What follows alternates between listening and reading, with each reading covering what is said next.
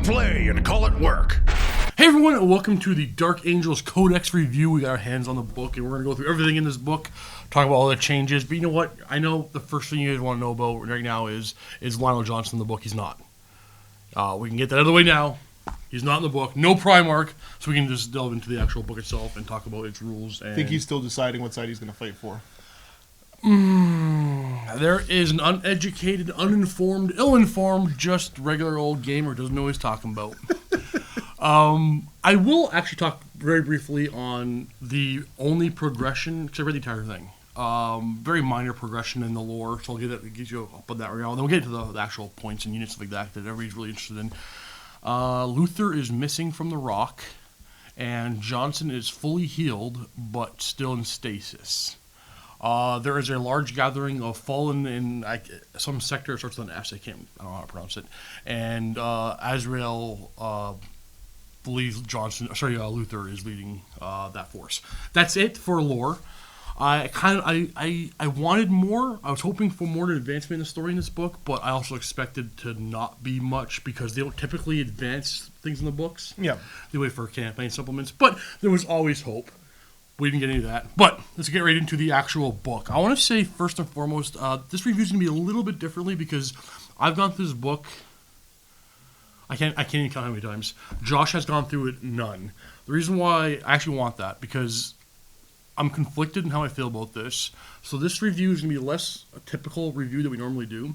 It's going to be more discussion of me explaining things to Josh, and Josh trying to challenge my thought processes, my conceptions of the book.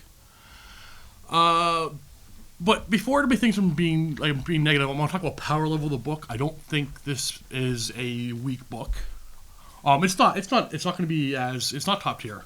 It's not. Right. It's not Eldar. It's not Ashram Alterum. Admech is up there too, I think. I don't think the Admech's up as high as the other two you just mentioned, but they can throw down. Okay. And it's definitely not bottom tier. I'd say this book is very, very on par with Chaos Space Marines and the Space Marine Codex. Yep. So, first, you know what? Actually, I can talk about the track tactics right away because they were all leaked. A lot number of strategies, not leaked. I shouldn't say leaked. Warhammer community previewed. Previewed. They put them on already. So the chapter tactic is a Grim Resolve. If you don't move, you reroll ones to hit in the shooting phase. Same as Overwatch. The count is not moving, and you never lose more than one model from morale. So my initial impression on that is okay. That's actually not bad. I like shooting. That's actually a pretty decent chapter tactic. Then I started playing a few games, and my secondary thoughts on those were, one, Deathwing will almost never make use of that. Correct, yep. Deathwing still has automatically passed morale tests. So the chapter tactics will basically almost do nothing for Deathwing. The only time you ever see them rerolling the ones to hit will be when they Overwatch, because the turn they come down, the count is moved. Okay, yep. Turn they get to the Land Raider, the count is moved. And if they're not advancing towards enemy to get ready to charge, why'd you bring them? Mm-hmm. So they will probably only ever take advantage of that chapter tactic on Overwatch. Ravenwing, I thought that's actually pretty good, and for them, after playing a few games, I've noticed that they're always moving. They're always moving. They will rarely take advantage of the chapter tactic. Overwatch, if they get charged, they get to use it. But they typically want to always move. However, one nice boon is, I've done this numerous times, was I'd move my bike squad except for the attack bike so that the multi-melta can hit on threes. Yep. So hitting on threes, rolling ones is a huge bush for that thing. Okay. So in that regard, that chapter tactic is great for the attack bike in a bike squad. Now, I've played a game where I tried to not move those bikes once my opponent was close enough to shoot, to take advantage of the chapter tactic. And after my opponent's next shooting phase, I quickly realized that I should have moved them the way I normally would have.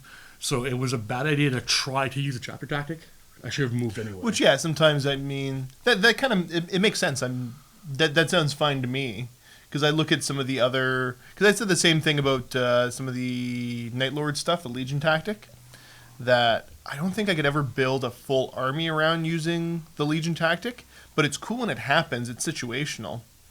So you've got a chapter tactic that is somewhat situational, but still, I mean, in the right situation, pretty good. I just, again, don't see you building an army around it. Now, the chapter attack is affecting everything Dark Angels, or is it only infantry and bikes and dreadnoughts? Oh, sorry, infantry, bikes, and dreadnoughts. Okay, yeah. Rather chapter tactics. Yep. So Deathwing, almost no use of it. Ravenwing have some use for it, but not a whole lot. The Ravenwing also, they boosted the Jink. When anything Ravenwing advances, they have a 4-up invuln from shooting instead of the 5-up index gave them. Now, again, I look at that, and when I look at the index one, I'm like, I'm never gonna. When you're playing Ravenwing, you're probably not advancing unless it's late game. You're running for an objective. Yep. You're running and gunning. You're moving and shooting. So I said, I'm never gonna advance for that 5-up invuln. Now you make it a 4-up invuln, and I'm like, ugh, that's tempting. Yeah, again, so it's situational, but definitely could. It's not a bad one. It could win you a game. Yeah, it's not a bad one. I'll get more into Ravenwing as I compare to other things, but yeah, it's not. You're not going to be using it all the time, but you're going to use it. Like the Dark Shot, for example, will use it a lot. But we'll get back to Ravenwing in a bit later. So going back to the chapter tactic, I look at this and I'm like, oh, for Greenwing, this is amazing. Yeah. Rerolling ones, I can overcharge my plasma all I want and be relatively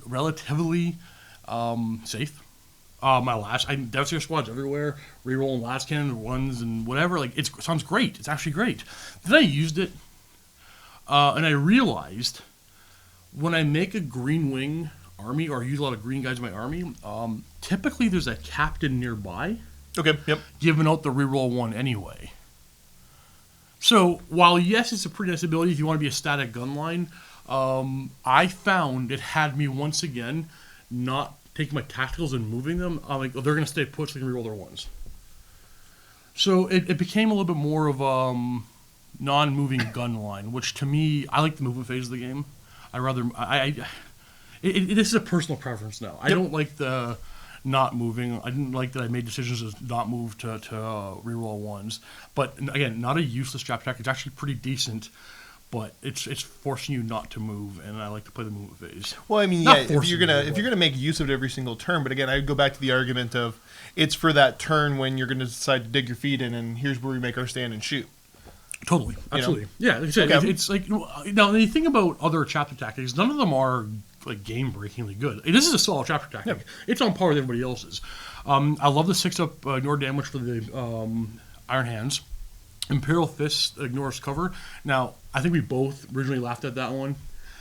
I like my Iron Warrior no cover for Chaos Space Marine. It's still not bad. I mean, I think part of the argument for me for it was the MiniWarGaming meta where we go a little bit more terrain heavy than most other people. It's more useful for us. But yeah. I've actually been playing solely. It's still pretty solid.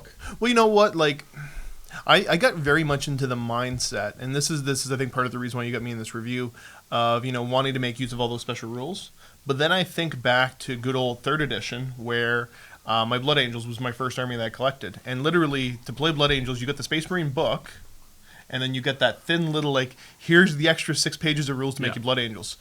So to basically play them as any other Space Marine chapter with a little bit of a tweak, like, that doesn't bother me at all. Yeah. I kind of like the way they're shifting back to that, it feels. Yes, that's one of the points I remember. This feels very much like a Space Marine Codex, but I'll explain why I feel that way a little bit later on. So that's the chapter tactic. Ravenwing also have the 4-up invuln if they advance. Deathwing has ignore all morale. Not bad. We got a lot of new units in the book. Oh, I actually meant to bring in a couple of models. Okay, so. You may know exactly what I'm talking about. Most Dark Angels know exactly what I'm talking about. But Samael, I don't think that's how you pronounce his name. We're going to call him Sam. Sam, the second company's first captain, the leader of the Ravenwing, can be taken on a jet bike called the Corvus, I believe, or his personal land speeder.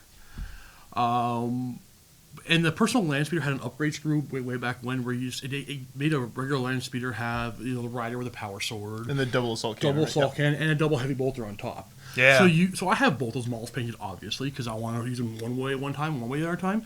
But what they did was they added a new lieutenant for the Ravenwing called the Talon Master. He rides in the exact same type of skimmer. So you can now, if you painted both those models, you can use them both. One can be Sam, and one can be Talon Master. That's really cool. That was a really good idea. So it still has a double assault cannon, double heavy bolter. Ravenwing, I think it's Ravenwing. I'm gonna check. Now, and he's run as a lieutenant. He can't be run as a captain. No, he's just regular HQ. Okay, yeah. But I mean, I call him lieutenant because he has the lieutenant within 6 Gotcha. of them. Yep. Reroll 1s to wound. I'm just gonna pull out. So the reroll 1s to wound is for all Dark Angels, not Ravenwing. And Ravenwing within 6 of them also will ignore cover. You won't get cover from Ravenwing shots that come within 6 of this guy. That's pretty good. I think he's relatively reasonably point costed. He's actually pretty good. Toughness 6, 6 wounds, 4 attacks with a power sword, and he's a character. Another thing too is Sam, when he jumped in the Sable Claw, which is what he called his speeder, he had a rule that allowed your opponent to target him, even though he was a character. Okay. Now they took it away, so you can't. If Sam goes in the Sable Claw, you can't target him anymore, and he still has his 4-pin roll. So it's actually a pretty sweet new miniature. New models wise, I think everybody knows they're not new, but we have access to hunters and stalkers. Now, I don't think anybody cares. Honestly, they could cut the points in half, and those I'm still not going to buy them. They're hunters and stalkers. Yeah, but they brought them in line with Space Marines. Yeah, you can use them now. The Storm Raven, which is really cool. I never expected to get that. I guess you must well buy one of them. And Tartarus and Cataphracti. Yep. So you can take Cataphracti squads in your Deathwing. They would actually be Deathwing. They're going to be bone, same as Tartarus or Tartaros. You can take Masters and Cataphracti armor, Deathwing guys and Cataphracti armor. So you get the 3 of them involved in your character if you like. Yep. So good. I'm happy they did that. Why did they just not get access to them? Whatever. Glad they got them now. So that's it for new stuff. I'm going to go over first impressions of Warlord traits, relics, and psychic powers. My initial thought on them when I read this book was, they're all pretty good. Most of them are pretty good. So yeah, this is going to be the meat and potatoes of what makes it different from a standard Space Marine list. That and the stratagems, but yeah. Oh, actually, real quick, I'll just talk about this real quick. Point cost changes. Deathwing, nothing changed. Everything is still ridiculously over expensive for Deathwing. Ravenwing will drop a lot of points. Attack bikes are down 10, bikers are down 6, Black Knights are down 4, they're down to 46 points, they're very expensive. Okay, yep. Lancers are down 15. Dark Talon, I took in every game anyway, went down 40 points. I don't know why they needed to do that. The Apothecary went down 9, and sort of the Ancient 5 points. Now, that is all in line with Space Marine typical point cost for like the vehicles that were not Dark Angel specific. Yep. Okay, Warlord traits. When I read these, I saw 3 of them that are like, normally you look at Warlord trait, you always find the one that speaks to you and your playstyle. That's what I'm going to use most of the time. I saw 3 that are really cool. So, we got Fury of the Lion. If your Warlord's charged or performs heroic intervention, Dark Angel units within 6 of them add 1 to their strength characteristics in the fight phase. That one, if you're going to be a combat type army, it's not for me, but it has its uses. Definitely, +1 strength is pretty nice. Yes. It's not Blood Angels +1 to wound. That's awesome. Well, and that's kind of their thing. Totally. Courage of the First Legion. Friendly Dark Angel units automatically pass morale tests while they've been 12-year Warlord. So, you only ever... I don't see you using it ever. Yeah, it sounds great, but the fact that it's Space Marines. You have a reroll. You get to reroll. I mean, even though you never lose more than 1 model per morale test with the Grim Resolve, it's not that good because you got to lose what? Because we're leadership with a Sarge 8 nowadays. You have to lose 2 models, is it? Before you could take. No, you have to use 3 models before a rerollable not 6 loses a model. Like you have to lose at least 4 models for your chapter tactic to even take effect anyway. The Warlord trait, you mean, right? No, the chapter tactic. I was just doing the math on that. You have to lose 4 models in one. Because you haven't talked about Grim Resolve yet. I did. It's reroll 1s. You can never lose more than 1 model from morale and reroll 1s. Okay, so it's the addition to the and they shall know no fear. Okay, cool. Yeah, in addition to because we're gonna skip the next one because it's one of the best ones. Huntsman. Your warlord can fire their pistol, assault, rapid fire, and grenade weapons at enemy characters, even if they're not the closest enemy model. In addition, when your warlord piles in or performs a heroic intervention, it can move it towards the closest character instead of the closest enemy model. You can take advantage of that. That's actually pretty good. It's not even one of the best, and I think it's pretty good. That is still solid. It's not the Spartan or whatever the Imperial Spartan? Get Now, sweet bolt pistol. While we're talking about that, I want to talk about one relic that complements that one beautifully. It replaces a combi plasma. It basically turns the plasma part of the gun into a plasma blaster. So instead of rapid fire 24, it becomes assault 2. Strength 7 minus 3, 1 damage, or if you supercharge it, strength 8 minus 3, 2 damage. So you can take the Huntsman Warlord trait and the Lion's Roar relic and target characters with your assault 2 plasma blaster. Solid. Yeah, that's good. I mean, it's not gonna work for you in every game, but it's actually a pretty sweet combo. Oh, and that's one thing I don't find a whole lot of things mesh well in this book together, but that is one that does. Okay, so the 3 that I find are the best are Master of Maneuver. You can reroll a dice used to determine how far a friendly Dark Angels unit advances or charges if they're within 6. Bring in a bunch of Deathwing, reroll those charges. That one's really good if you want to go Deathwing. Yep. Or other builds. Stubborn Tenacity. You roll dice every time your warlord loses a wound. On a 6+, he does not take the wound. But if he did not move in the last movement phase, he adds 1 to the result. So basically a 5 of ignore damage. It's tempting. It's pretty good. But the one that I think will be used the most is Brilliant Strategist. Once per battle, if your warlord's on the battlefield, excuse me, you can reroll a single to hit, to wound, or damage, or saving throw. Sweet. Also, if your army is Battleforged, roll a d6 each time you use a stratagem. On a 5+, you gain 1 command point. Those are so good that I think they're almost auto includes. But then like Master of Maneuver is actually really good too. If you want Now, okay, so Brilliant Strategist is just essentially a weaker version of the Imperial Guard one. It's the exact same as the Imperial Guard one. It's on a 5+, you gain command point. Every time you use a stratagem. The Imperial Guard one is the same thing, isn't it? I can't remember if the Imperial Guard one's for stratagems or command points. Because I think the Guard one might be per command point, but I might be incorrect. I'm pretty sure. Okay, I'm not positive. I shouldn't say for sure. I'm one of the mindset of it's per stratagem, but again, either way, it's good. Yep. So warlord traits pretty solid. We'll go back to relics of Caliban. Now I'll get them all the way. So the Heavenfall Blade is a power sword, +2 strength, -3 to save, D3 damage. You can make 1 additional attack with that weapon. Solid. They're relatively free, right? Yep. Foe Smiter is a 24-inch raid, rapid fire 2, strength 4, -1, 2 damage, Stormbolter. Not a bad weapon. Shroud of Heroes is great. You must extract all -1 small hit rolls against the bearer. That's shooting in close combat. So put on your Talon Master, who's gonna be -1 to hit if you can get shots on him in combat. Like Shroud of Heroes is the one I think I'd be using the most. Mace of Redemption replaces a power maul. It is strength +3, -3, D3 damage. Reroll wounds against Heretic Astartes. Now, this is really cool, but what really frustrates me, you already know about this. Yep. Really frustrates me about this one is I like to use a Interrogator Chaplain and Terminator armor.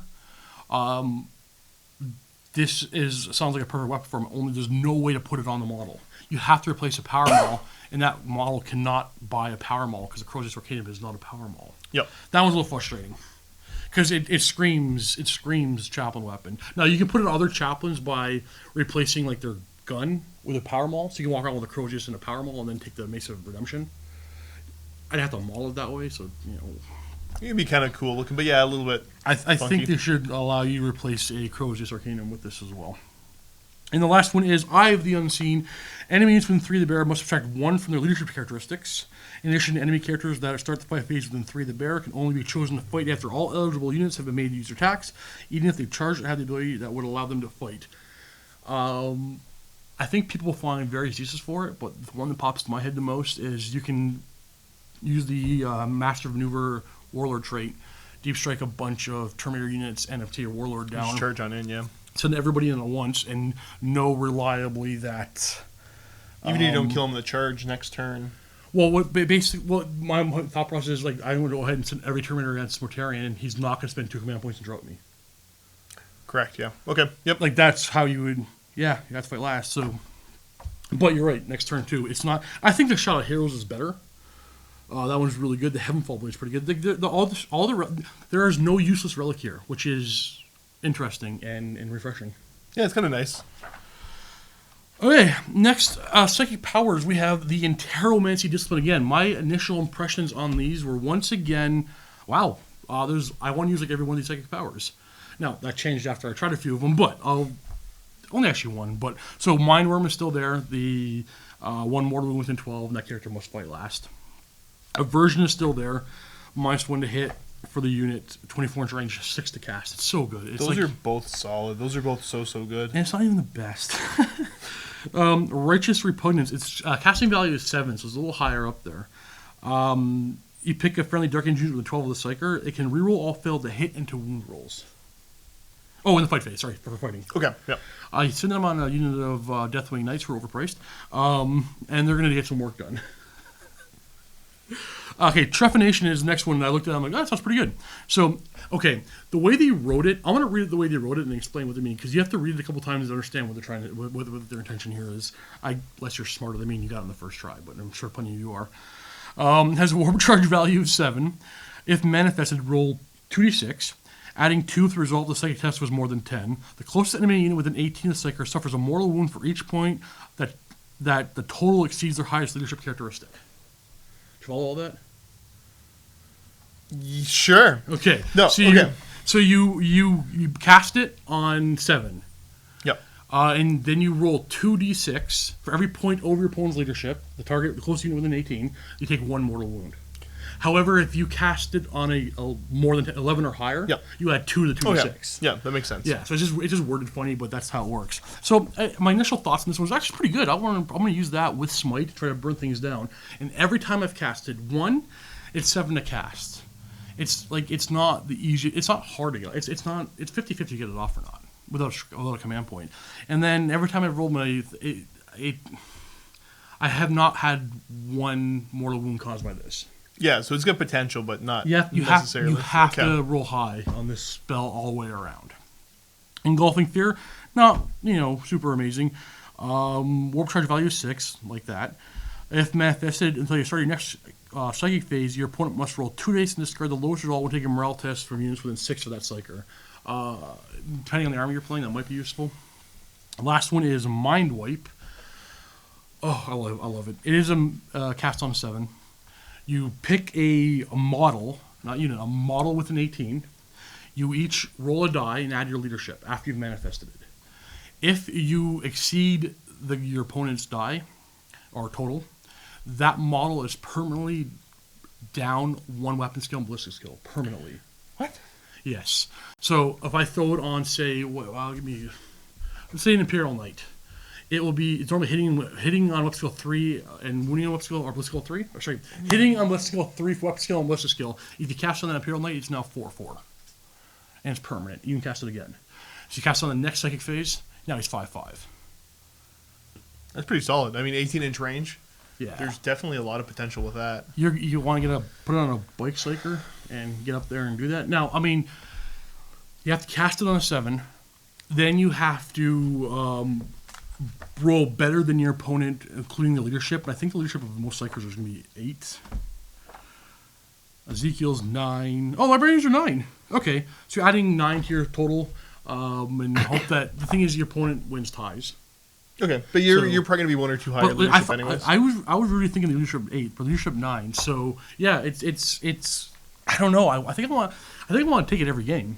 I think it's a solid power. It's a really good power. You get a lot of solid defensive powers. I mean, I'd argue Aversion might be a little bit more at my alley. Aversion is not included for me. I'm always bringing Aversion. Because Aversion is I cast it on a 6, and I'm guaranteed that the Knights hit me on 4s. For one, I guarantee for one. Right, time. and I mean, or aversioning things with plasma or things like that. Oh yeah. So I think the Enteromancy Discipline is pretty solid. 6 powers, 6 useful powers, 4 I want to fight over. But I think Aversion is an auto-include, and then if I'm playing Deathwing, which you would never do it again, Righteous Repugnance. But Mind Wipe is so good. Okay, well, before we get into all my thoughts, we should go over the stratagems. So we're going to talk specifically about the stratagems that are not generic Space Marine ones? Because Yeah. they get access to all the generic Space Marine ones, right? Well, but they are called Dark Angel Stratagems. It's Dark Angel Stratagems, So but they it's- copy and yeah. pasted many of the Space Marine stratagems. We have Relics of the Rock. They changed the name, but you know what it is. It's 1 command point or 3 command points for extra relics. Yep. The Line Breaker Bombardment's in. You know what it is. I got 3 Vindicators. You'll be seeing it. You're welcome. Deathwing Assault. Okay. So they cost 2 command points if there's 5 Terminators in the unit, or it costs 3 command points if there's 6 or more Terminators in the unit. So basically, after a Terminator unit, Deathwing unit, Deep Strikes on the table, they can use a stratagem and immediately shoot. My first impressions of this was, okay, that's really expensive. 2 command points for that. Wow. Yeah, but then I've tried it a couple times and I've realized that even if it was 1 command point, I probably wouldn't spend it. Because Deathwing squads, you're coming down with 1 heavy weapon Yep. and 4 storm bolters probably, unless you have like at least 1 storm shield. You're not getting a lot of shooting. It's not worth 2 command points. I'll never use this again. I really won't. Maybe on that clutch chance that you got a shot at a character because somebody messed up. Like, again, super situational. So now, he's got a point. So every time I say I'll never use it again, obviously there will always be that what if this situation. Yeah, you're not. They gonna, will pop up. You're not going to plan to use it. Yeah. You're not going to put it into your strategy. It's just that you can take advantage of it if the other guy messes up. Yeah, but I just think it's a really really overcosted stratagem. 2 or 3 command points is. It's a bit much. Yeah. Again, I probably wouldn't do it if it was 1. Okay, so Stasis Shells, 1 command point. Use this stratagem before any Ravenwing model in your army attacks an enemy character with a Ravenwing grenade launcher. That's the bike grenade launcher. Make a single hit roll with a weapon, adding 1 to the result, so you're probably hitting on 2s. If the shot hits, it does D3 mortal wounds. So you know the Hellfire Shell for heavy bolters is basically that against characters with Ravenwing grenade launchers. It's situational. Yeah, again, super situational. If I ever have been close enough to get a Ravenwing grenade launcher in range of a character or his closest target, I'm absolutely going to do it. Ravenwing Have to be closest target. Are the grenade launchers assault or rapid fire? They are assault, rapid fire, I believe. I use them so infrequently. I have 1 mauled on one of my Black Knights. Let's see. I'm pretty sure rapid fire because you were before. Black Knights. Oh no, they're assault too. 24 inch range. Yeah, so you can turbo boost and do that. Yeah. Well, firing out Magnus, getting that D3 more wounds, or even Mortarian. Yeah. Well, I'm saying even for the smaller, tougher to target characters, Oh, it's true. You can turbo boost in and yeah, okay. Advance in. I just started to learn what stuff's called in 7th edition, Steve. Let me have this one. Fair enough.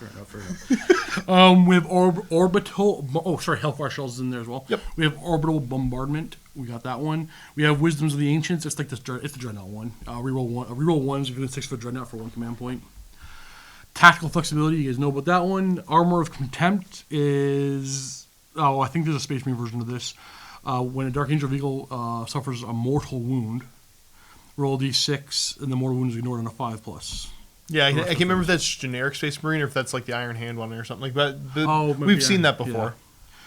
Only in death does duty end 2 command points. You guys know it. It's the one where if a character dies, you can spend 2 command points and fights before he dies.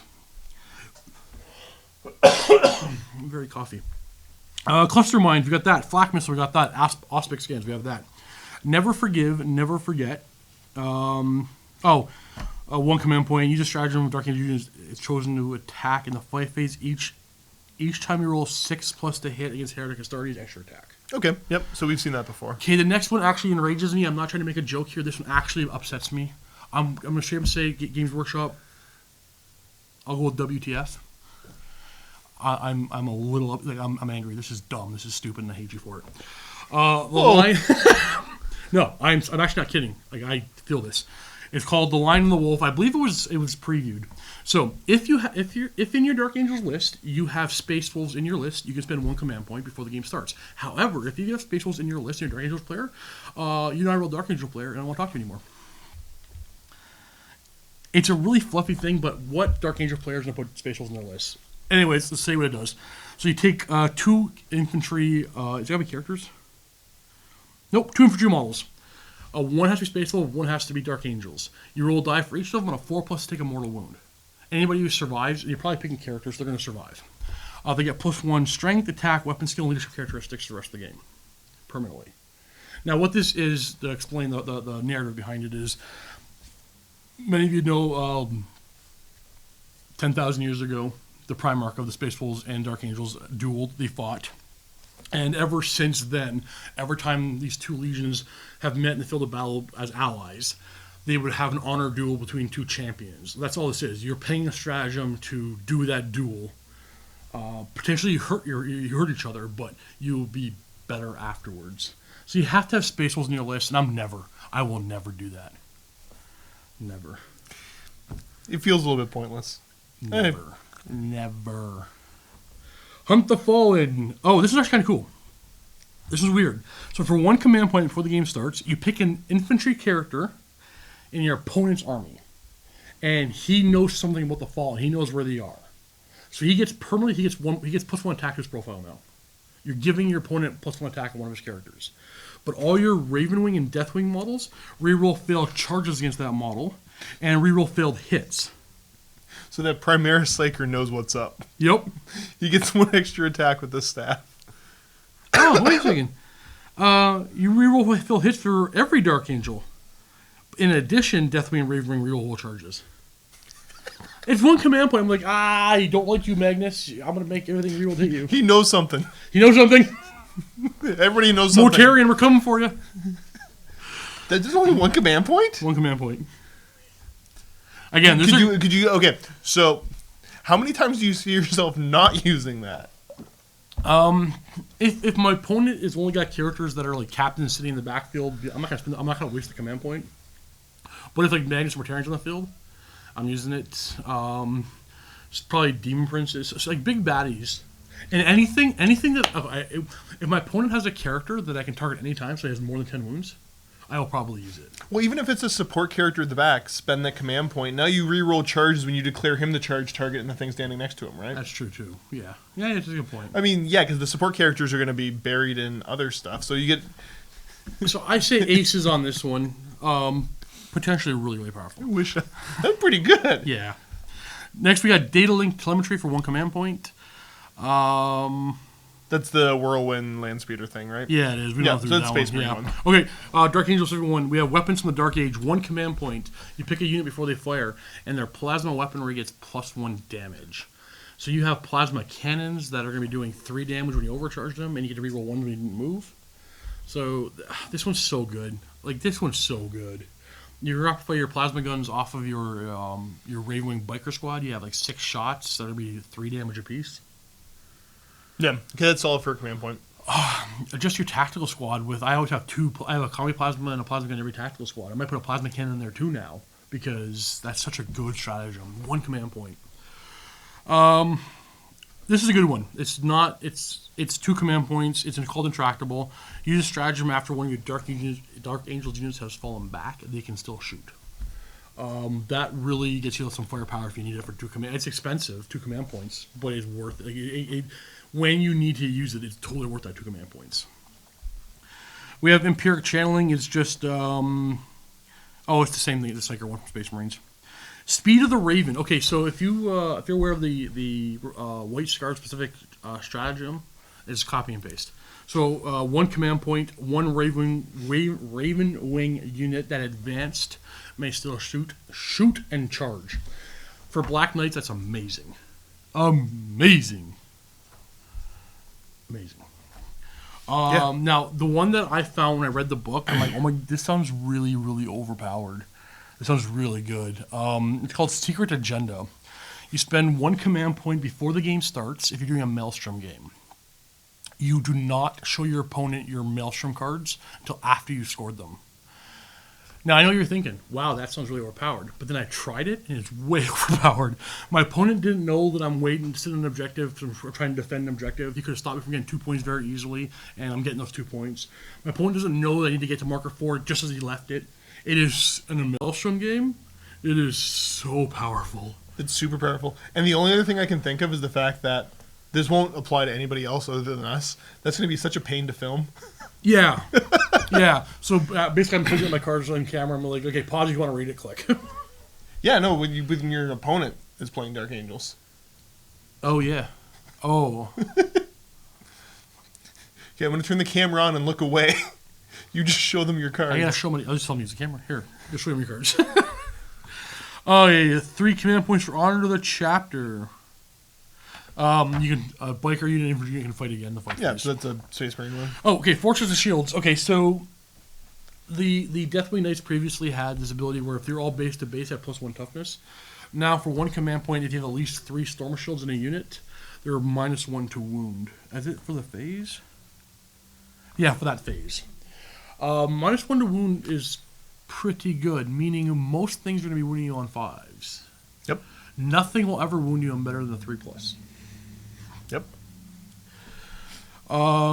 Kill shot predator thing, inner circle. This one kind of baffled me, but then the preview actually kind of put it in a little more context for me. So for 1 command point, you can give a master, or a master's a captain, Dark Angels Dreadnought, or Dark Angels Land Raider, the Deathwing keyword, and inner circle ability. Inner circle means you automatically pass morale. I'm like, wow. I'm trying to think, why would you do that for 1 command point? Then the preview was like, oh, okay, yeah. So you can give it to your Land Raider, and it now has a Deathwing keyword. So if it's within 6 of Belial, you just reroll all the hits. Oh, okay. Yeah. Which I think all those. Let's sidetrack for 1 second. All the reroll everything to hit is nonsense. They should just reword them and say reroll 1s and 2s. That's all they mean. Yeah. Like the whole after modifiers thing is a joke. Okay, so there's the stratagems. A couple of them, a few of them really good. A couple of them really, really good. I got nothing negative to say about the stratagems overall. Yeah. Well, mostly. Well, I choose not to, the Lion and the Wolf is a joke they add to the book. Okay, so that is what's in the book, and now we're going to get into the actual... How long is this video? Oh, wow, we're pretty deep in and haven't really got to my thoughts yet. We'll get into what I think about how the book plays after playing a few games. So, Deathwing is neutered and shot and gone. When you were a Dark Angel player, for the most part, I'm not speaking for everybody, for the most part, you were probably a Ravenwing or Deathwing player. Okay. You weren't a big Greenwing player, though you had some Greenwing. But again, that's not all of us. Some of us very much like the Greenwing. I love the Deathwing. The Deathwing is no longer playable. It is absolutely an auto lose. Very expensive for the models. Terminators don't work in 8th edition. You can't deep strike your entire army. You have to put half of them on the table. You're forced to bring other stuff, or else you have a bunch of walking Terminators, because you can't put Terminators in Land Raiders anymore. It's so... Well, you can't. Okay, so you got to clarify your statement. So you totally can do these things. You're saying you don't find it strategically viable to do it. To put Terminators in Land Raiders is so risky. To put into context is why. In 7th edition, say 5 Terminators are in a Land Raider. Let's say 100% of the time when a Land Raider died in 7th edition, it was exploded. We're going by the assumption 100% of the time. That very rarely happened. You each took a strength 4 hit. You had to wound every Terminator in a 4+. Then they had to make a 2-up armor save. The chance of actually losing a Terminator or 2 was rare.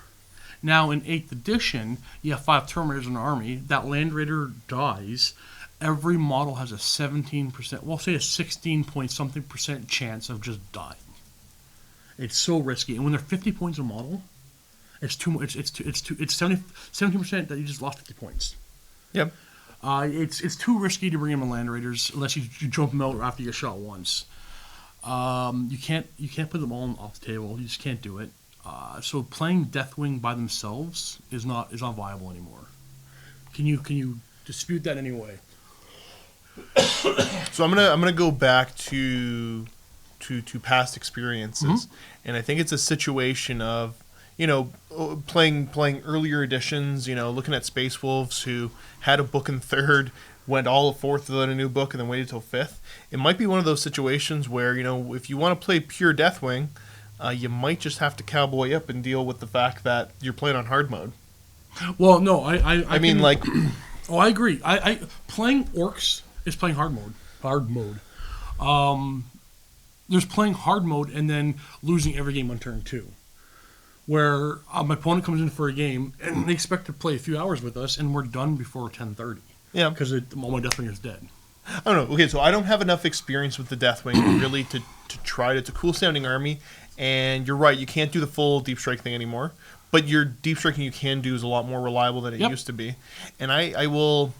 So the closest thing I can lean on right now is the fact that I play Deathwatch. Yep. Deathwatch aren't necessarily the most viable in the competitive scene, I'd say, but I spent the first couple games getting beat up pretty bad, and then I figured it out. Now, I still am going to struggle, I think, for even a 50% win rate, but you do have to play dramatically different, and it's almost been refreshing for me to do that. Oh, no, I actually, when you say that, I understand what you mean. Yeah. But I'll say to this, I'm not saying Deathwatch is good either, but you have mobility. These guys are moving 5 inches. Well, you can deep strike. I don't have the deep strike thing. You teleporters? I can have a bike drop when. Sorry, we're getting a little off topic. I have a bike that can drop a teleporter, and I'm gonna have a squad teleport back to it. But I gotta drop the teleporter in my deployment zone at the beginning of the game. So all your infantry are walking or in flyers? Oh yeah. Can you get rhinos? I can get rhinos and I can do the rhino thing. But if I do rhinos, then I can't have the mixed squads anymore, which is kind of the thing. My point then will shift to playing a Terminator army is different than playing an elite power armor army. It's still going to be smaller. I'm regularly having less than 15 models. Yep. In a 2,000 point game. Yeah, because this is where the differences come in a little bit. Because when I hear you say that, the weird thing happens, and I might be the oddball when it comes to gaming and all that. When you talk about the super small elite army, that's very difficult to play. It's always been your like thing. that's I've all of a sudden I've perked up and I'm like, yeah. Like, do you want to sell your Deathwatch, or your Deathwing? Like, I would honestly play that. Maybe not in every single game and not against certain opponents, but that would be an army that I would be excited to try to play. That is interesting. We should probably get you to play some Deathwing. Yeah, if you get the models, I'll totally. Yeah, totally, absolutely. Well, maybe we'll get you to play some games and we'll do a follow-up to this video and talk about it again. It could be interesting. But that will probably take forever. Oh, yeah, don't expect that next week, guys. Yeah, but that'd be something. As of right now, I've tried Deathwing, and keep in mind, Deathwing has not changed in point costs from the index. So I'm like, anybody everybody knows, like they don't cut it. They don't cut it in 8th edition. It is not just that Deathwing Terminators are more expensive. It's Terminators as a whole have a problem in this edition. Well, yeah. I don't have a solution. I don't have a suggestion. I don't have a better idea. I know from experience, Terminators aren't cutting in 8th edition. But that's my Deathwing thoughts. I have a primary Deathwing player, and I don't feel like you can play them anymore. Ravenwing, however, everything went down a few points. They're quite mobile. Oh, you know what? There's one more thing I need to talk about. Okay. About Ravenwing. You already know this one really bothers me. The Nephilim. Just let it go, man. No, because the lore, the narrative, and the fluff in this book didn't change. So the Nephilim jet fighter is this Ravenwing Air superiority dog fighter. The stories about it's hunting down other flyers, and it's defending entire worlds from Necron doom sides, and one pilot does it all. It's this amazing dog fighter. Now the model itself isn't garbage. It's actually a pretty good model. Or like, I'm talking rule wise, it's actually pretty useful. But it's not a dog fighter. It has to move because it's a flyer. Its weapons are all heavy, so it only hits other flyers on a 5+. It really bothers me that the narrative of this thing is designed as an anti-flyer thing, described as an anti-flyer thing, and is not. Yeah, let me introduce you to my Xiphon. Yep. What is that, anti-flyer? Well, it's supposed to be an interceptor, right? And it's just for ground attack? No. My Xiphon, no, because against it ignores the penalty for moving and shooting its heavy weapons, because it's armed with 2 twin las cannons, and it gets +1 to hit stuff that has the fly keyword. So hello. Yeah, exactly. So I ignore that. So that's difficult to hit. There's your superior dogfighter. However, they did give it a strafing run. It's a good flyer. It's actually pretty good at killing things. I like using it. It's a you just don't like the lore description? I hate the lore behind it because it's not what the lore says it is. Yeah. Let's get back to Ravenwing, because that is Ravenwing. I will point out the fact that, the Dark Angels are obviously lying about their technology, saying that that's a superior dogfighter. So when they start to say that they're definitely loyal, I don't know. There's already holes poked in their story. I don't trust them. But yeah, back to Ravenwing. I have no way of rebutting that. Oh, man, that's painful. Okay. Ravenwing. Oh, wait, I need to back up one more step because the point will matter for Ravenwing. Belial. I was going to say, dig up, dude. I know, right? Belial, the master of the Deathwing. You don't like his Warlord trait, right? His Warlord trait is the one where he can shoot enemy characters with pistols or grenades or assault weapons. He has I don't think he has any of those, actually. Now that I think about it. No, come on, he's going to have something. Rapid fire. Okay, He's it's got rapid fire. Yeah. Okay, so you can fire his storm bolter at them. But if he had Master of Maneuver and having the guys reroll advances and charges, that'd be perfect. Well, put somebody else in charge. Give Yeah, them that so Warlord that's what I trait. mean. That's what I mean. So it's not a power problem; it's a narrative problem. So if you want to do Deathwing, you can bring Belial, but he's not going to be your Warlord. You're going to bring another guy to be your Warlord, so you guys can reroll their advances and charges. Yeah. No, he's a glory hog. He's just going, no, guys, step back. I'm going to shoot him, though. Don't charge. I'm going to shoot him. Yeah, it's a narrative thing. Okay, so Ravenwing. Samael, the master of the Ravenwing, the guy in charge of them, again, you don't want him to be your Warlord. You have to bring the Talon Master or somebody else to be your Warlord. Because his Warlord trait is Master of Maneuver. Reroll advances and charges. One, if you're playing Ravenwing, you auto-advance 6 with your bikes. So that Warlord trait is nothing. And you never charge. Don't charge with your bikers. They need to switch their Warlord traits. Now, before somebody's commenting, Black Knights love this. Mm-hmm. And you're right. Yeah. Having Black Knights reroll their charges are amazing. I tend not to bring Black Knights. I probably should more often now, especially with that stratagem where they can fire their plasma talons after advancing and still charge for one command point. Black Knights are way better, and Sam's Warlord trait works for them and himself. But ultimately, I don't like his Warlord trait on Sam, even though it's cool. So Ravenwing is similar to Space Marine Bikers. Only you get that jank ability. Yep. When you get access to a cool, unique bike unit in the Black Knights are an amazing bike unit. Okay. So I'm going to compare them directly to the White Scars because they're the other biker, and that's what you did in 7th edition. You compare them to each other. Yep. White Scars, their Warlord trait, their chapter tactic is they can fall back and still charge. So finally, White Scars players, the Ravenwing is better than you. Well, like all 2 of the White Scars players? Both of you guys take that. Yeah, no, Ravenwing is pretty. If you want to play pure Ravenwing, it's pretty. It's. I got no real criticisms other than Sam's Warlord trait. Yep. They're solid. They're good. Now they have stratagems. They're that much better. So Ravenwing is still pretty good. Greenwing. So I played Greenwing. We played just the green guys in Dark Angels. They are relatively unchanged, other than they just feel like Space Marines. They don't feel like Dark Angels at all. Their chapter tactic, rerolling ones for again. I felt it hurt me more than help, and I'll explain why. All my Devastator squads, it works perfectly for. It's amazing for them actually, but I also had captains by them, meaning it was redundant. So I should have used my captains elsewhere. And it made me not move from tactical squads when I probably should have. But that's on me. That's a mistake I made. But I also got to try the things out. So I just find the green part being a little bit boring. I find that this book wants you to play all 3 things together. Now, that's not a bad thing. If this book is telling you to bring bone, black, and green together, that's fine. Unless you're a pure bone player, unless you're a pure black player. So I guess the challenge to this statement is, what is it that doesn't feel Dark Angels-y about them? Like, what would make the Greenwing feel more Dark Angels? Because I look at and I hear that they've got a chapter trait that makes sense for them.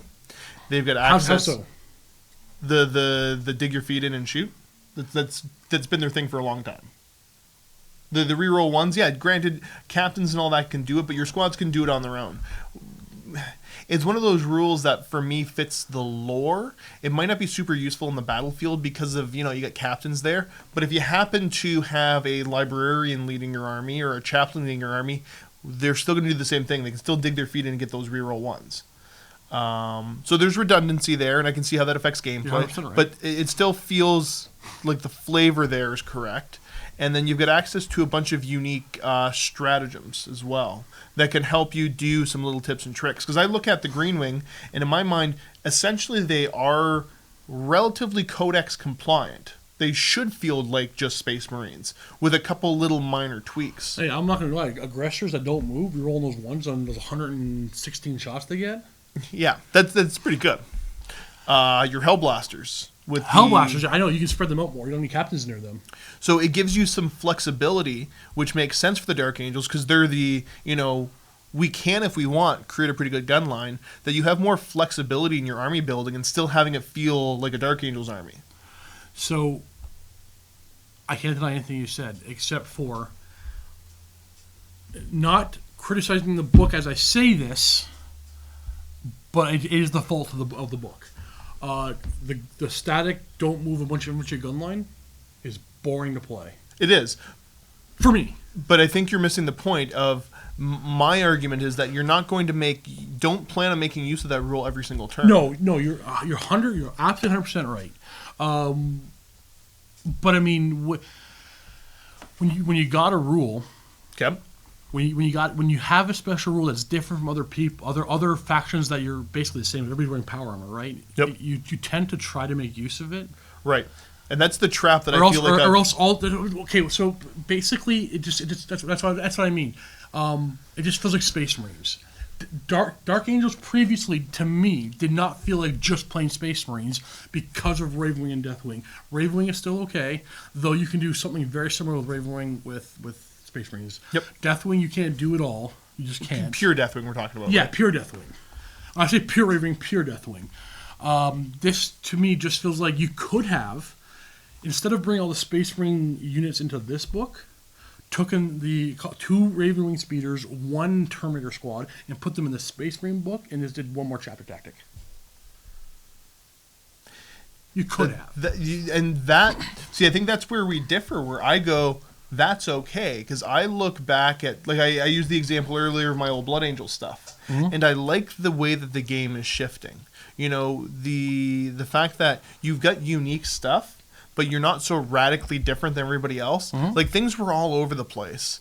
And that's where, I talk about we're bringing it all back in. For me, feels more comfortable. Because I remember that, Space Wolves had a cool, unique feel because they had some weird stuff going on in 3rd edition. And then all of a sudden, they wanted to make them super unique and they're riding giant wolves.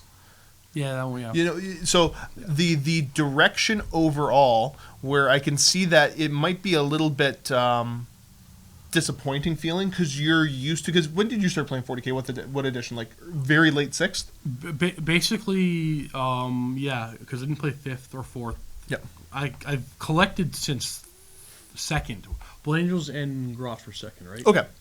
So, but yeah, I wasn't playing until our batteries in it. We've been talking for a long time. I've been playing since basically late. I barely remember 6th, basically 7th edition. So a couple of years. So I'll say this before the battery dies. I remember, I like the way that it feels because you've got a bunch of unique stuff. You got a bunch of unique units, a bunch of unique characters, stratagems, and all the rest of that stuff. Do you know why I love my Night Lord so much? Why is that? Because they look cool. Yep. They're basically, I don't think there's anything wrong with having you feel basically like everybody else and the 1 or 2 little unique things, even if it's just a color scheme difference. I don't mind that, and I like where they're shifting that back to, because that's what got me super attached to certain chapters and legions and all that back in the day, was the lore was cool. I wasn't after them. I didn't like them because of the rules or the special units necessarily. That was just a little bit of extra, icing on the cake for me. And my only response to that is going to have to be, I chose this army because I want to play pure Deathwing. Yeah, and that's going to be a challenge, and I go back to the same where, there's obvious differences. I chose my Death Watch because they looked cool. See, I actually only painted all the Greenwing stuff back in 7th because I had to show off the Lion's Blade. Yep. So I actually have exactly the Lion's Blade attachment from 7th edition in green painted. It just okay. So this book's making me feel like I actually need to buy a bunch more Greenwing stuff. Yep. Aggressors would be great in this book. Hellblasters would be great in this book. Man, even what do you call it? The Inceptors with the plasma guys, they're expensive point wise. They're expensive, but using the plasma stratagem, there's yeah. Like there's a lot of stuff in this book that I find I need to buy, but nothing is making me want to buy anything Deathwing, and that is gonna be that is my ultimate issue here is Deathwing is not viable. Now people say, well, you can use the everything is viable nowadays because you can use what's it called, the Vanguard attachment. You can make any list you want. You don't need special attachments anymore. Yep. But you can't deep strike everything. Now, would it be overpowered if you put everything into your teleporter or deep strike? Probably. The null deployment thing doesn't work, and I'm glad that they've stayed away from that. So I remember way back when I looked at Dark Angels, because there was a Dark Angel player that actually got me into 40k, and if I remember correctly, his because this is before Belial and all the rest of that junk, his Deathwing army, you had to do that minimum character and 2 scout squads. Yeah, you know what I mean? But if you brought Belial, they were troop choices. Well, there wasn't Belial back then. There wasn't? No. Oh. What edition was that then? When did that start? I don't know when Belial started. I want to say it was 4th or 5th. Interesting. But I might be lying. But yeah, I can almost guarantee he wasn't there in 3rd, or at least not, I think they might have talked about him, but he didn't actually exist for rules. Yeah. So I think moving forward, me playing this book will probably a mixture of Ravenwing and Deathwing together, and I can do that because narratively they do kind of work. They do work together a lot, actually. Green is great fire support. Yep. Green can potentially give you a lot of power, but I didn't want power. I wanted my Deathwing. That's all. Steve's sad there isn't a. I have no suggestion how to make Deathwing more viable other than every Terminator, even Space Marine Terminators. All the Terminators need to come down in points. They're too expensive to be viable. And then a way of getting them across the table faster. But I don't have a suggestion on how to fix that. So yep. I can easily pick out the problems with Deathwing, but I don't have a suggestion on how to fix them. So I can't fault anybody for that. Other than I want a better Deathwing, I wanted Johnson. I didn't get either of those. Ravenwing is still pretty good. Greenwing got a pretty big buff with their chapter tactic. If you want to play the static gun line and don't move, where me personally my favorite phase of the game. What is it, Josh? The movement phase. He knows that. So this book wants to be more static with your green. Wants to be more static with everything, and it wants you to mix everything together. Only nothing directly complements anything else. Do you agree with that? From a competitive want-to-win gameplay standpoint, yes. But I still go back to the rule of cool. Like I will figure out a way to make it work, even if no. I think if I fail to interpret my thoughts here, is I don't think this book is weak. I think his book is plenty powerful. Oh yeah. But okay. I'm talking about the pure Deathwing. Like no, I want to play because it looks cool. If I want to play to win, if I'm gonna go be like try to make something really cheesy, really strong, I want to play Eldar. If I'm gonna play because I want to play the fluffy thing, the narrative thing, where I'm gonna do my Hunt the Fallen Dark Angel thing, that's why I did the Dark Angels. And the battery's gonna die right here. Right, fresh battery. Sorry about that. We talked a lot longer than I expected to. Do you think I made my case? Yeah, I definitely see what you're saying, and it's. I totally get where you're coming from, but I think the more you play it, the more you're gonna kind of get into it. I think because you've went through less edition changes than I have. Yep. So I might be more used to this, maybe even. Like I think that's maybe where I'm coming from, and I am the stubborn jerk that I will find a way to make my army work. I will find a way to keep playing it the way that I want to play it and have it look cool. Granted, I might have to be a little bit careful with what I play. But like you said, you have Eldar. If somebody wants to come in and really throw down, you play your Eldar. If somebody comes in and goes, Josh, I really want to throw down. We're going to play super competitive. I made the meanest list I could. I'm probably not going to say, okay, let me go get Steve's Deathwing. Of course. But short of that, even if somebody comes in and goes, I want to play, let's play competitive, but I'm not going to be like a big jerk about it. I could see me maybe going for those Deathwing. I got to play them a couple times and see. And Yeah, I think I can make it work. Maybe not great, but I think I can make it work. I will propose this to you right now. Okay. Well, first to say, Greenwing, Ravenwing, absolutely, you can totally do Yep. it. Mix everything together, totally do it. If you can make Deathwing, if you can get Deathwing up to a 50% win rate, I, sir, will bow down to your superior 40k tacticum. That's my new word, tacticum. You know, it's going to be a difficult army, but so I'm almost maybe talking about shifting a little bit what a Deathwing army is going to have to be. Well, no, see, that's what You know. you're right. So now, if your Deathwing army has 2 Ravenwing bike squads and a couple of flyers, giving them time to get up the field, it's absolutely going to work. But that's a Dark Angels army, not a Deathwing army. But And again, that could just be a thing. Maybe the 3 separate wings aren't meant to be a thing anymore.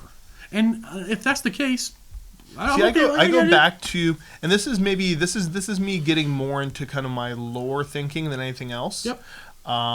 The idea of deploying the Deathwing and pure Deathwing and nothing else that only works, because they're slow-moving Terminators, but they're tough to kill. That would only make sense in the lore to me if you're fighting a fixed position that you've already cut off the enemy's support and everything else. Well, the lore of it, you know why they do what they do, why they're broken the way they are?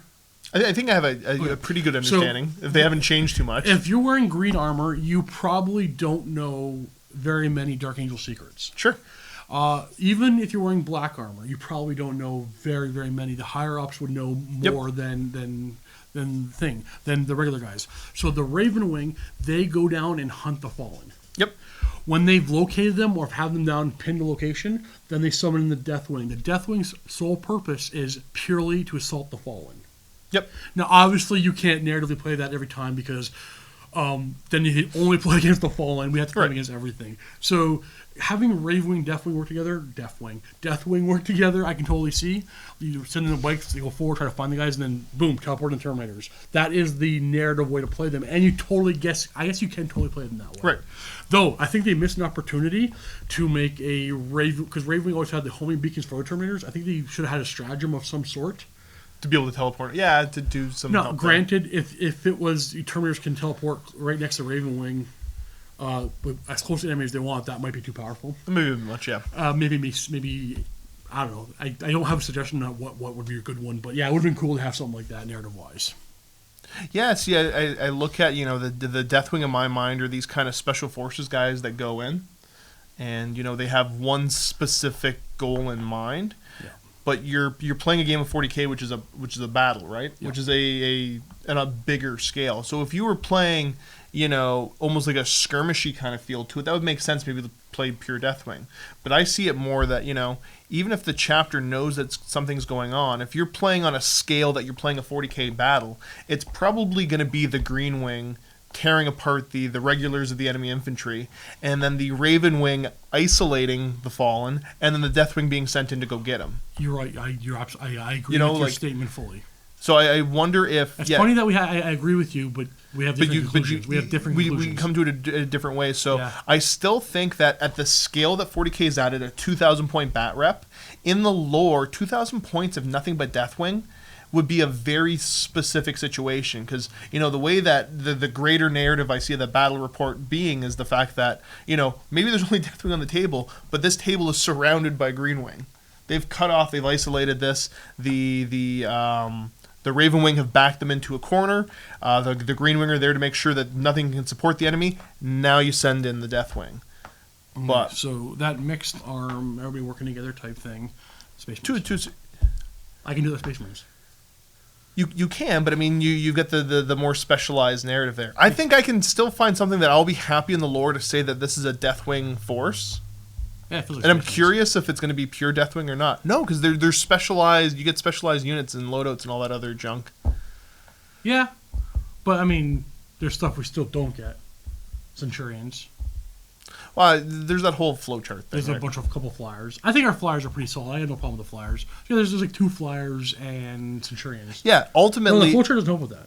those Centurions and those People have Templars. been talking about the flow chart because I think they talk about going back to the index to grab other stuff out of it. Yeah, but no, even this, Dark Angels were never access to ever Centurions. Oh, really? Even in the index, never access to. I forget the names of the flyers. The Storm Talon, and The various weather birds. yeah, the other birds. Yeah, you're right. We got the Storm Raven, but not the other two flyers. And no Centurions, which is fine. I mean, we have two speeders nobody has access to. Yep. We have two flyers nobody has access to, and it's all fine. Yep. But it's fine. Again, that's my point. I feel like I'm playing. It just feels like more Space Marines, more generic. Terminators are still okay. Here's the thing: if any Space Marines were going to have viable Terminators, it would have been Deathwing. Yep. But Terminators, they suffer from 8th editions. Modifiers, armor saves, and multiple weapon damages. 2 wounds on a 50-point model that will, die to a plasma gun. Dies to a plasma gun just as easy as before. So it's not a Dark Angels problem as a whole. It's a Terminator problem. Yep. But when your faction that you want to play was Dark Angel Terminators, you suffer from that problem. So you can choose not to use them. Honestly, okay, if you're going to power game it, you don't bring Terminators whatsoever. People play the narrative. You brought them, and my narrative was I want to play Deathwing. And that's all. So I think we're not gonna come to common ground on that one. No, not I think exactly. we both understand where we're both coming from. So my thoughts of going this book a bunch of times is it can be potentially a little boring playing the gun line. So I have to change up my tactics. I think I have to literally, and no joke, have to mix all 3 together in my lists to actually play this book to its fullest. Yeah, that's fair. That's actually a perfect way of summing up my opinions of this book. You have to mix the wings to fully enjoy this book, to fully make use of this book. Yep. And that was it. So Ravenwing's still pretty good. Greenwing a lot better. Aggressors with not moving are getting a crap ton of shots. Ravenwing got cheaper. Deathwing didn't change at all in points. That's my final conclusions. Anything to add? I mean, it works. It feels like it is back to being one army. Dark Angels is the army. It's not here's the super unique feeling Dark Angels Greenwing, and then the super unique Ravenwing and the super unique Deathwing. 3 different armies in one book. It feels like if you want to specialize, it's the same as I could play Imperial Fists and build an army around Lysander and do nothing but Terminators. Is it going to be effective? Super effective? No. But you know what? I'm kind of fine with Deathwing being in the same boat. Deathwing might be like why? That's a touch more viable. Maybe a touch more viable. Oh, we ignore morale and we can reroll 1s on Overwatch essentially.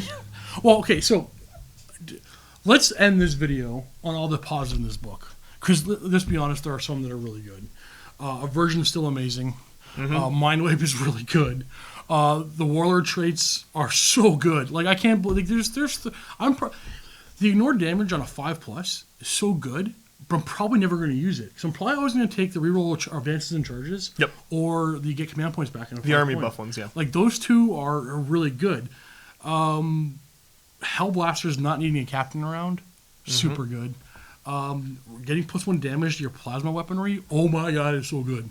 Ravenwing, the advance and charge. Black Knights for 1 command point, advance and charge with Assault 2 plasma weapons, and they can also use the Stratagem. That one's so good. And then the one that people might complain about that it might be too powerful is Secret Agenda. Don't show your opponent your Maelstrom cards. I don't think people are playing Maelstrom a whole lot in 8th edition, though. But when you are, you have a significant advantage, a huge advantage with Dark Angels. Yep. I'd say the thing that I really actually enjoy how it works is the Grim Resolve is cool, but it's the reroll 1s if you don't move, because you're able to build a gun line that's not dependent on captains, and that you have a gun line that has flexibility to move. Not necessarily bring the captain with it, but you are able to shift and dig back in and get your bonuses back after a turn. Yes. That is super cool for me, and that feels Dark Angels. You can also do it more effectively with just Razorbacks. Right? Okay, one more thing I forgot to mention, I think I should mention, because people are probably tuning in just for this question alone. Azrael has been fixed. His 4 Minvuln is no longer Dark Angels. It's infantry and biker. Dark Angels infantry and bikers within 6 inches. Models within 6 inches of Azrael. Invuln. No more parking lot. No more parking lot with Azrael in the middle, hitting out a bunch of invulns. That had to go. That was too powerful. I'm totally happy with that. I think most people would agree that, even Dark Angels would agree that one was kind of unintended and broken. There you go, guys. There's a Dark Angels review. Comment below. Let me know what you think. Do you agree with my sadness for the Deathwing? Do you agree with Josh and it's time to change mindset? And Steve, you're getting too old and you gotta get back your head back in the game when it is now. You know what? I think my biggest thing for Deathwing is that if you want to play a super cool looking army like that, the downfall for you is you got to cowboy up and deal with the fact that they might not be as viable as you want them to be. No. Thanks for watching, everybody. Happy wargaming.